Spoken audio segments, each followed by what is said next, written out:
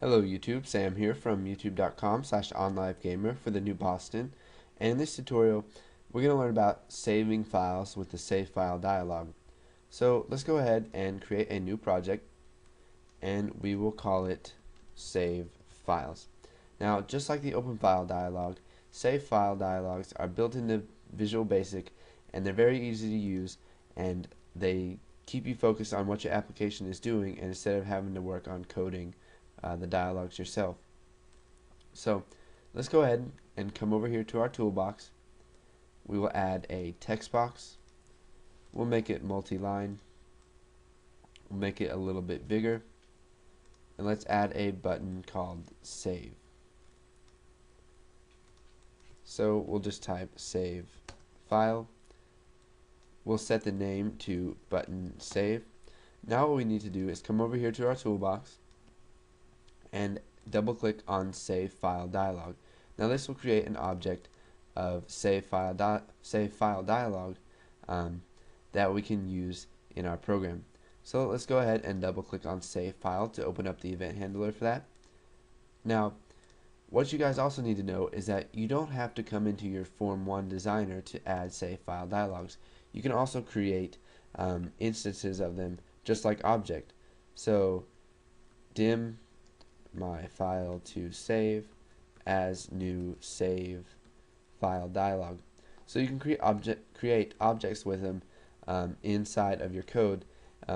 So that's just another way of doing it, and this is what the designer does for you. When you add stuff to the toolbox, it just makes objects of it in your code, but it's saved in a different file. So let's go ahead and delete this here. So what we want to do is let's use a simple if statement. So if textbox1 dot text dot length is greater than 0, then we'll go ahead and show the dialog, because we can't write nothing to a file.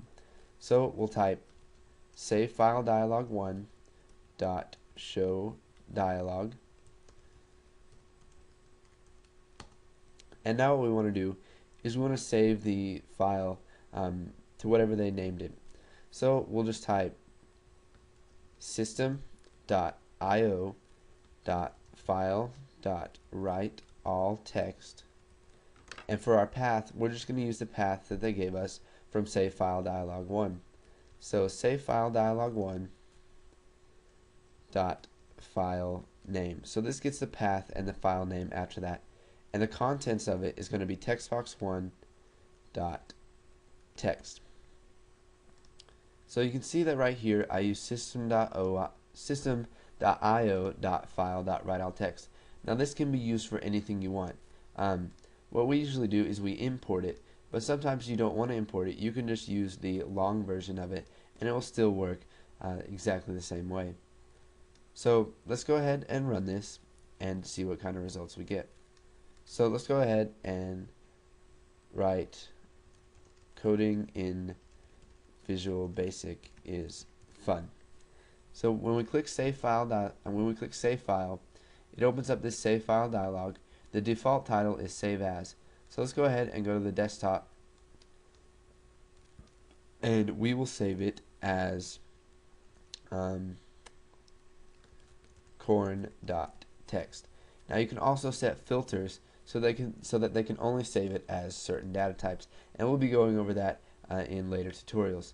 So it's going to be saved as corn.text. We'll go ahead and click save, and you can see here, well, you can't see it, but I have a file on my desktop. Let me just drag it in right there so you can see it, and let's go ahead and open that, and you can see that it says coding in Visual Basic is fun. So what we did is we just created a save file dialog, and if they have actually typed something in here, then it's going to go ahead and show that dialog, and it's going to write all the text of that into the file that they specified, and use the text from textbox1. So go ahead and practice a little bit with save file dialogs. You can also change the attributes of them just like you could with the open file dialogs, and then once you've got those down, go ahead and move on to the next tutorial.